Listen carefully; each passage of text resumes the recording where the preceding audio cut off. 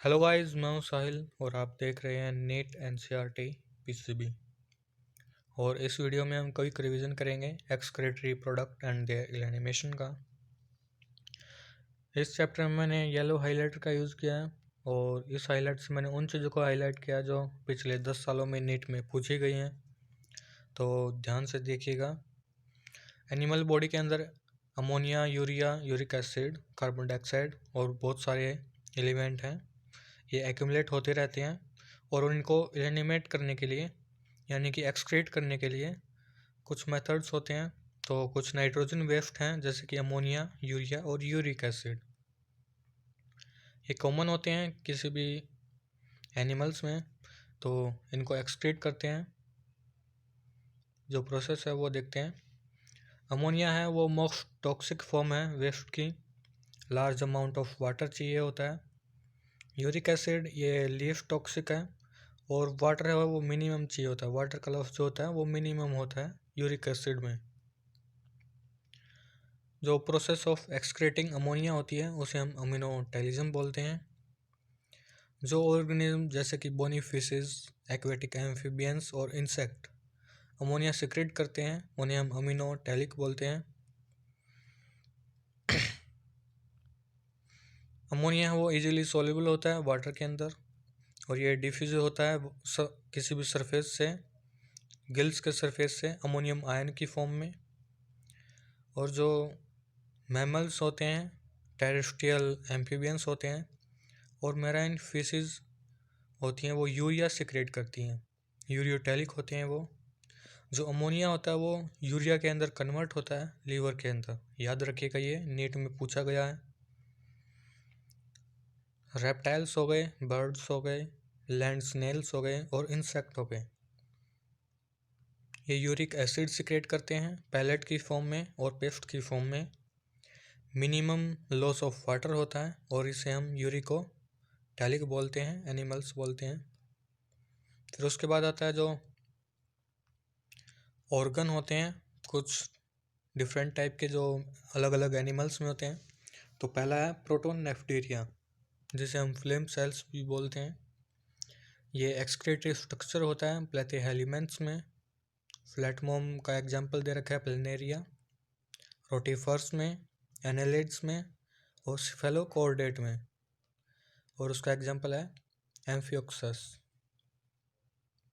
जो प्रोटोनेफ्टेरिया होता है वो ऑस्मो रेगुलेशन में काम आता है, आयनिक बैलेंस को बनाकर रखता है। जो नेफ्टेरिया होते हैं वो एक्सक्रीटरी स्ट्रक्चर होते हैं अर्थ फॉर्म में और अदर एनालिड्स में। नेफ्टेरिया हेल्प करते हैं नाइट्रोजस वेस्ट के रिमूवल में और maintain A fluid and ionic balance में। ऑस्मो रेगुलेशन भी करते हैं और रिमूवल भी करते हैं नाइट्रोजन वेस्ट का। मेल्फिगियन ट्यूबल्स होते हैं वो एक्सक्रीटरी स्ट्रक्चर होते हैं इंसेक्ट होते हैं जैसे कि कॉकरोच हो गया। ऑस्मो रेगुलेशन भी करती हैं ये ट्यूबल्स। फिर लास्ट है एंटिनल ग्लैंड और ग्रीन ग्लैंड। ये स्ट्रक्चर होते हैं क्रस्टिनियस प्लांट्स में। फिर उसके बाद आता है ह्यूमन एक्सक्रीटरी सिस्टम, जो कि किडनी का होता है, यूरेथर, यूराइनरी ब्लैडर और यूरेथ्रा इसके मेन पार्ट होते हैं। जो किडनी होती है वो सिचुएटेड होती है between the level of left thoracic and third lumbar vertebra, close to the dorsal inner wall of abdominal cavity. पीछे की तरफ होते हैं ये इसका मेजरमेंट दे रखी है किडनी की, आप ये पढ़ लेना, इम्पोर्टेंट है। Toward the centre of the inner concave surface of the kidney एक नोच होता है जिसे हम हीलियम बोलते हैं और इसके थ्रू जो यूरेथर होता है, ब्लड वेसल्स होती हैं और नर्व एंटर करती हैं हीलियम के थ्रू किडनी में। याद रखिएगा, हीलियम हीलियम से जैसे ही अंदर जाते हैं एक ब्रॉड फनल शेप पार्ट होता है जिसे हम रेनल पेल्विस बोलते हैं और ये इसके ऊपर प्रोजेक्शन होती हैं जो हम कैलियक्स बोलते हैं उन्हें, प्रोजेक्शंस को।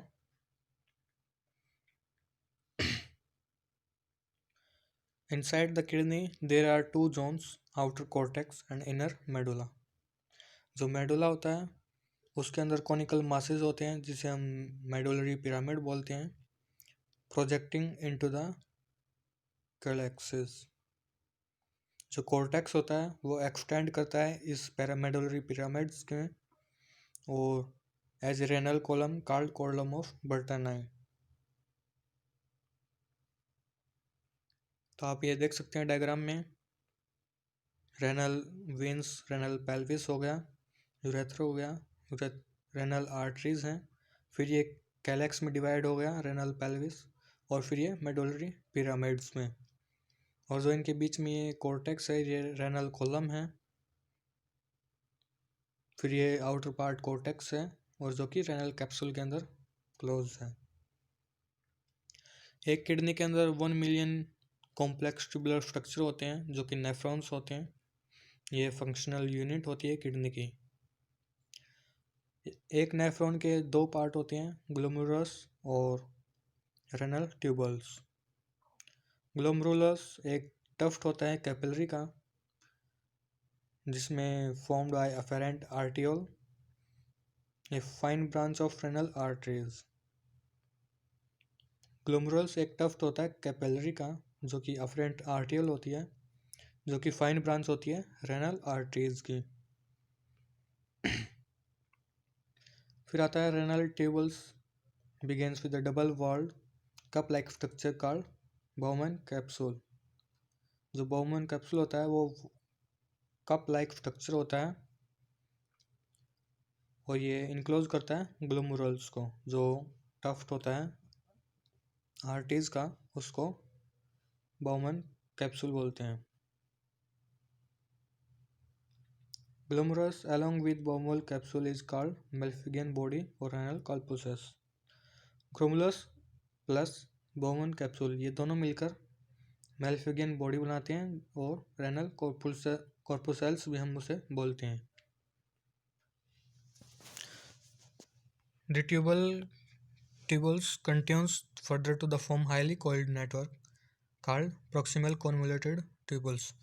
जो बोमन कैप्सूल होता है उसका नेक्स्ट पार्ट होता है proximal convoluted tubules, PCT हम इसे बोलते हैं।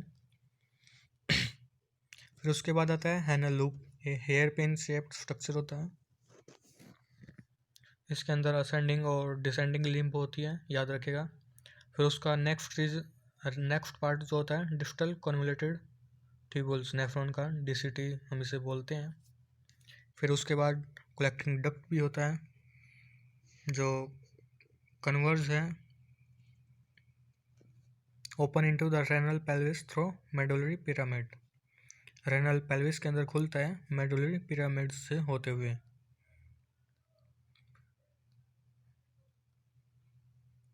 नेफ्रॉन्स जो होती हैं वो दो टाइप की होती हैं, कॉर्टिकल नेफ्रॉन्स और जक्स्टा मेडुलरी नेफ्रॉन्स। ये नीट के लिए इम्पोर्टेंट है।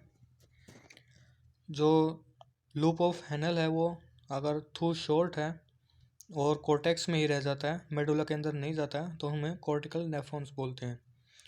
अगर जो नेफ्रॉन का loop of Henle very long है और run deep into the medulla और मेडुला के अंदर तक जाता है लूप ऑफ हैनल, उन नेफ्रॉन्स को हम जक्स्टा मेडुलरी नेफ्रॉन्स बोलते हैं।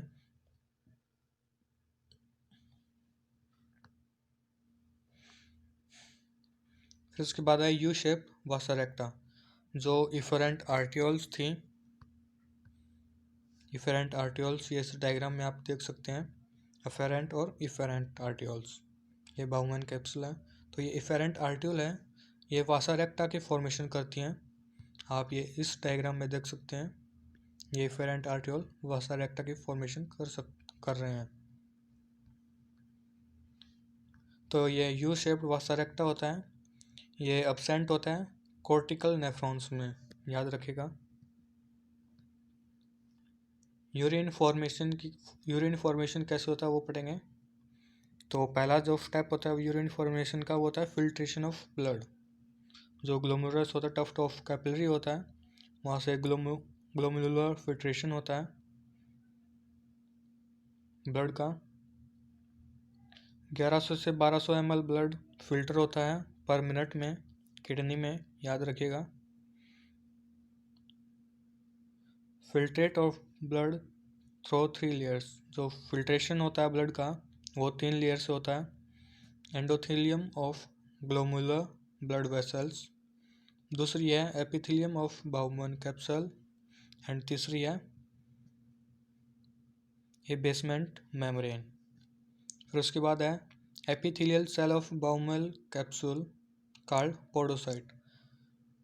जो एपिथेलियल सेल होते हैं बाउमन कैप्सूल के, हम उन्हें पोडोसाइट बोलते हैं, और ये इंट्रिकेट मैनर में होती हैं और इनके अंदर कुछ मिनट स्पेस होते हैं जिन्हें हम फिल्ट्रेशन स्लिट्स और स्लिट पोर्स भी बोलते हैं, जिनके अंदर से ब्लड फिल्ट्रेट होता है।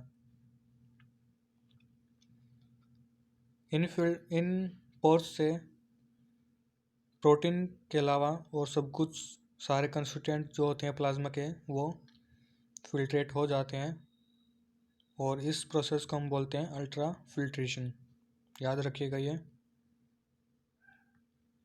फिर उसके बाद है the amount of filtrate formed by A kidney पर minute is called glomerular filtration rate, GFR बोलते हैं। को जितना भी फिल्ट्रेशन जो बना है ब्लड से हम उसे GFR बोलते हैं पर मिनट में जो फिल्ट्रेशन बना है। तो GFR जो होता है 125 ml पर मिनट होता है एक हेल्दी पर्सन में, और 180 लीटर पर डे होता है। फिर जो GFR होता है उसको रेगुलेशन के लिए एक मैकेनिज्म होता है। यहाँ पर एक एपरेटस होता है JGA, जक्स्टा ग्लोमुलर एपरेटस। ये सेंसिटिव होता है सेलुलर मॉडिफिकेशन, सेंसिटिव रीजन होता है।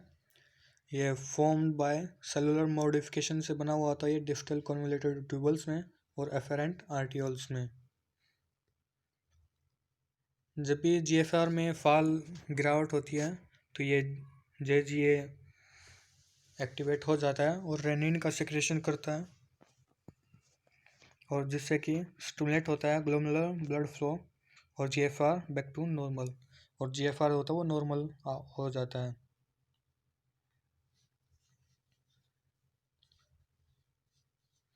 जो यूरिन होता है वो 1.5 लीटर होता है, जबकि जो फिल्ट्रेशन होता है वो 180 लीटर पर डे होता है। लेकिन जो यूरिन बनता है फिल्ट्रेशन के दौरान वो 1.5 लीटर होता है। तो यानी कि जो 99% है फिल्ट्रेशन का वो रीएब्जॉर्ब हो जाता है, और इस प्रोसेस को हम रीएब्जॉर्प्शन बोलते हैं किडनी के अंदर। तो जो ग्लूकोज हो गए, अमीनो एसिड हो गए, सोडियम हो गया, ये फिल्ट्रेट जो होते हैं ये रीएब्जॉर्ब होते हैं एक्टिव ट्रांसपोर्ट के जरिए। फिर जो नाइट्रोजन वेस्ट हो गए ये एब्जॉर्ब होते हैं पैसिव ट्रांसपोर्ट के जरिए। जो वाटर का रीएब्जॉर्प्शन होता है वो पैसिवली होता है इनिशियल सेगमेंट ऑफ नेफ्रॉन्स में। यूरिन फॉर्मेशन के दौरान जो ट्यूबुलर सेल्स होते हैं वो सिक्रेट करते हैं हाइड्रोजन, पोटाशियम और अमोनियम आयन। तो याद रखेगा अमोनिया, हाइड्रोजन और पोटाशियम आयन सिक्रेट करते हैं ट्यूबुलर, और इसे हम ट्यूबुलर सिक्रेशन बोलते हैं। और ये इंपॉर्टेंट होता है यूरिन फॉर्मेशन में, ये मेंटेन करता है आयनिक और acidic balance, acid base balance को। तो फिर उसके बाद है function of tubules. Bowman capsule के बाद जो नेक्स्ट पार्ट था PCT, हम उसका फंक्शन देखते हैं। इसकी जो लेयर होती है वो सिंपल क्यूबॉइडल होती है, ब्रश बॉर्डर एपिथेलियम होती है, ताकि जो सरफेस होता है रीएब्जॉर्प्शन के लिए वो इंक्रीज हो सके।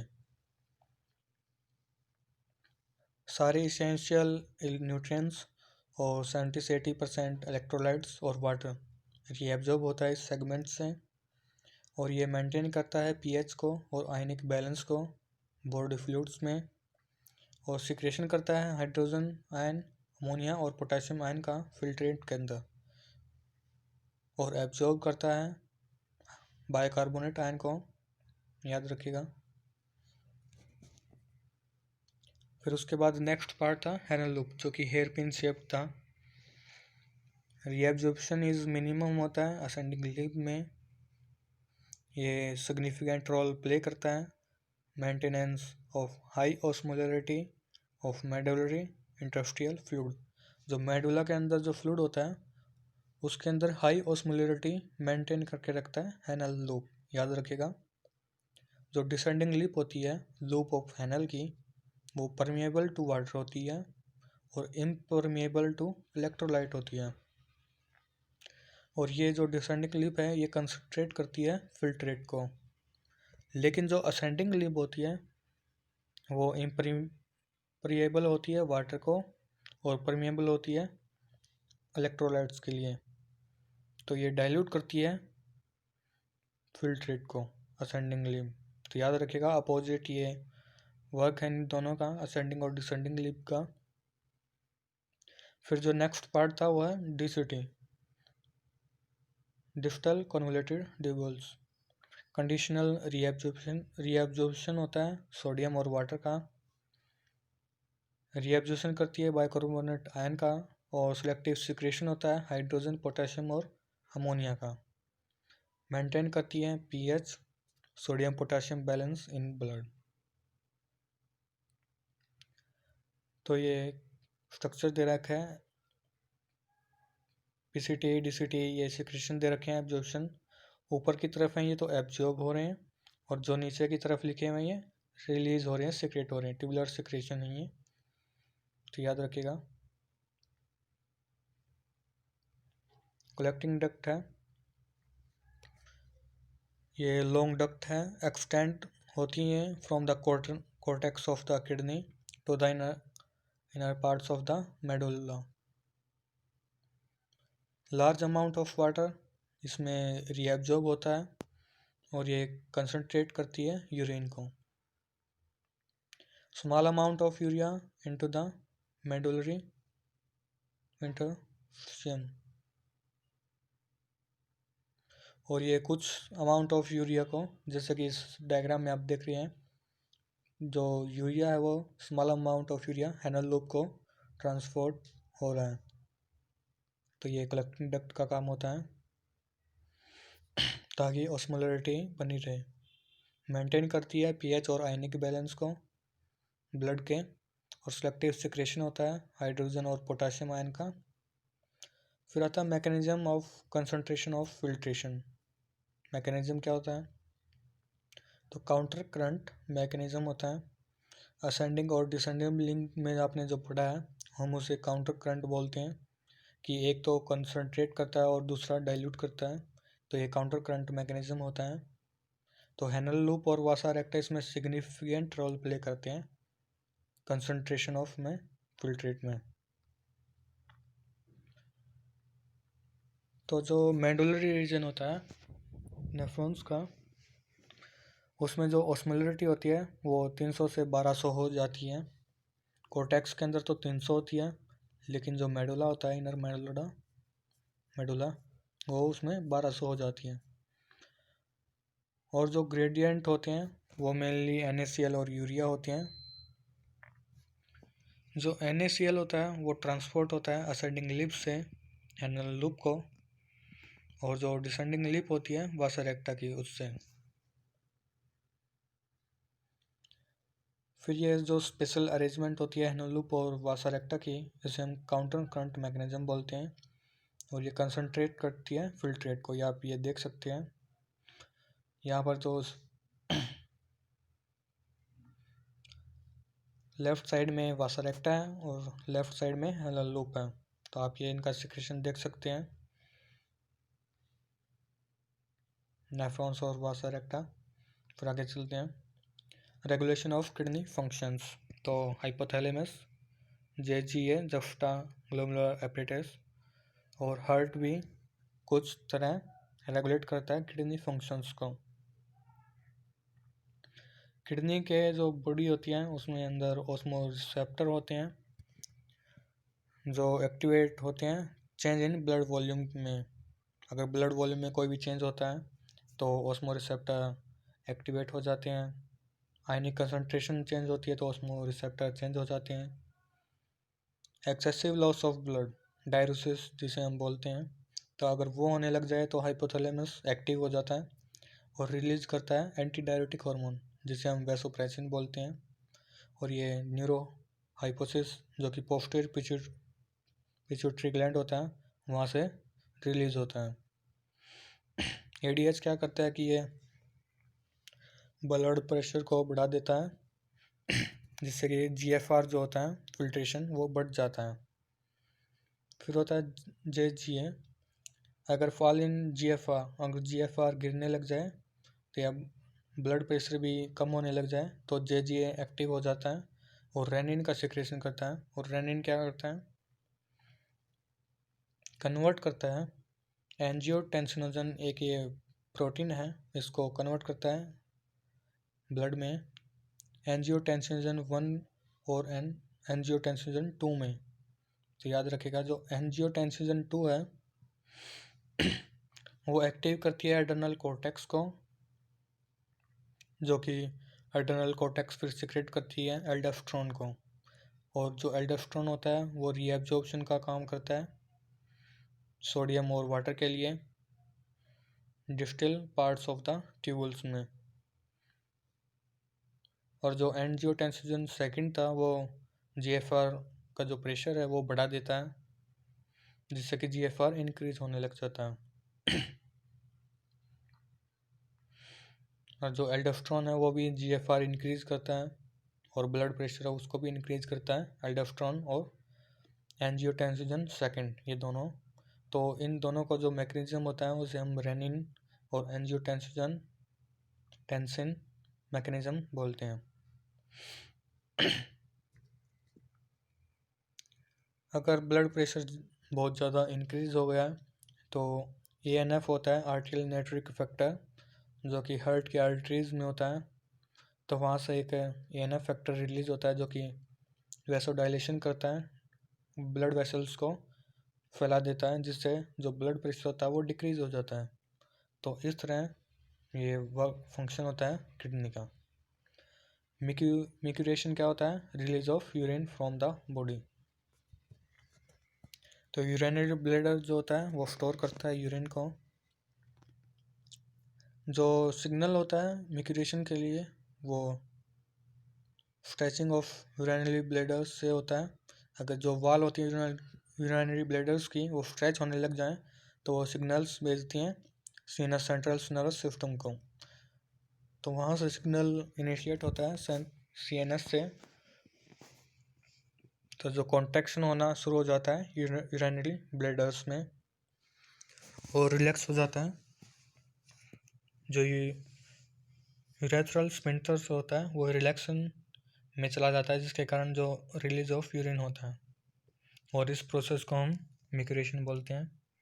और जो न्यूरल मैकेनिज्म हुआ था उसे हम मिक्यूरेशन रिफ्लेक्स बोलते हैं। तो एक अडल्ट ह्यूमन जो होता है वो एक्सक्रीट करता है एवरेज में 1 to 1.5 litre urine per day.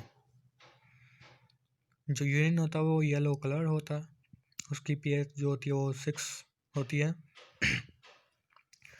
Characteristic order होता है, स्मेल होती है कैरेक्टरिस्टिक, और 25 से 30 ग्राम यूरिया होता है पर डे के अंदर एक्सक्रीट। अगर यूरिया के अंदर ग्लूकोज की प्रेजेंस हो तो उसे हम ग्लाइकोज यूरिया बोलेंगे, अगर केटोन बॉडीज़ की प्रेजेंस हो तो केटोन यूरिया बोलेंगे। तो ये एक सिम्टम्स हैं डायबिटीज़ मेलिटस डिजीज़ के लिए, ग्लूकोज यूरिया और केटोन यूरिया। फिर आता है जो अदर ऑर्गन्स होते हैं हमारी ह्यूमन बॉडी में वो भी एक्सक्रीशन करते हैं। किस तरह करते हैं, जैसे कि लंग्स हो गया, ये CO2 को रिमूव करते हैं बॉडी से 200 ml पर मिनट में जो इनका रेट होता है CO2 रिमूवल का। जो लीवर होते हैं ये सिक्रेट करते हैं bile pigment substance like bilirubin, biliverdin, cholesterol, degraded steroid hormones, vitamins और ड्रग्स। तो इनमें से कुछ सब्सटेंस अपने आप ही डाइजेस्टिव वेस्ट के ज़रिए सीक्रेट हो जाते हैं। जो स्वेट और सेबेकस ग्लैंड होते हैं स्किन के अंदर, वो स्वीट के साथ साथ स्वेट रिलीज करते हैं जो कि वाटरी फ्लूइड होता है, NaCl होता है उसमें, और यूरिया और लैक्टिक एसिड भी होता है। और ये कूलिंग इफेक्ट होता है, कूलिंग इफेक्ट करते हैं बॉडी सरफेस पर स्वेट ग्लैंड्स। फिर जो सेबेकस ग्लैंड होते हैं वो सीक्रेट करते हैं स्टेरॉयल, हाइड्रोकार्बन और wax through sebum. Protective covering करते हैं ऑयल से स्किन की सेबेकस ग्लैंड। फिर इसके बाद आता है disorder, accumulation of urea in blood. अगर ब्लड के अंदर यूरिया का एक्यूमुलेशन होने लग जाए तो उसे हम यूरेमिया बोलेंगे। और इसे ठीक करने के लिए हम हेमोडायलिसिस करते हैं। हेमोडायलिसिस के अंदर आर्टिफिशियल किडनी होती है और उसके अंदर एक फ्लूइड होता है जिसे हम डायलिसिंग फ्लूइड बोलते हैं। उसकी जो कंपोजिशन होती है वो सेम होती है प्लाज्मा से, पर उसमें नाइट्रोजन वेस्ट नहीं होता है। आर्टिफिशियल किडनी में नाइट्रोजन वेस्ट नहीं होता है, जिसके कारण जो ब्लड के अंदर नाइट्रोजन वेस्ट होता है वो आर्टिफिशियल जो फ्लूइड होता है उसके अंदर जाना शुरू कर देता है। तो इस तरह चेंज होता है पैसिवली एक्टिवली। इस तरह जो बॉडी का जो फ्लूइड है वो प्योर होना शुरू हो जाता है। तो इस तरह हेमोडायलिसिस का जो वर्क होता है वो इस तरह होता है। अगर इसको परमानेंटली क्योर करना है तो किडनी ट्रांसप्लांटेशन करना पड़ता है रेनल फेलियर होने के बाद। रेनल कैल्काई क्या होता है कि स्टोन और इनसॉल्युबल मास ऑफ क्रिस्टलाइड साल्ट्स होते हैं, ऑक्सीलेट्स हो गए विद इन द किडनी। और किडनी में स्टोन बनने शुरू हो जाते हैं तो उसे हम रेनल कैल्कुलाई बोलते हैं। Inflammation of glomeruli of kidney, glomerulonephritis. अगर आपको ये वीडियो अच्छे लगे तो लाइक कीजिएगा। आप हमारे चैनल को सब्सक्राइब भी कर सकते हैं। आप हमें फॉलो कीजिए फेसबुक और इंस्टाग्राम पर। आप हमें गूगल भी कर सकते हैं। और इस चैप्टर का PDF मैं आपको वीडियो के लिंक में दे दूँगा, वीडियो के डिस्क्रिप्शन में दे दूँगा डाउनलोड का लिंक, आप डाउनलोड कर सकते हैं।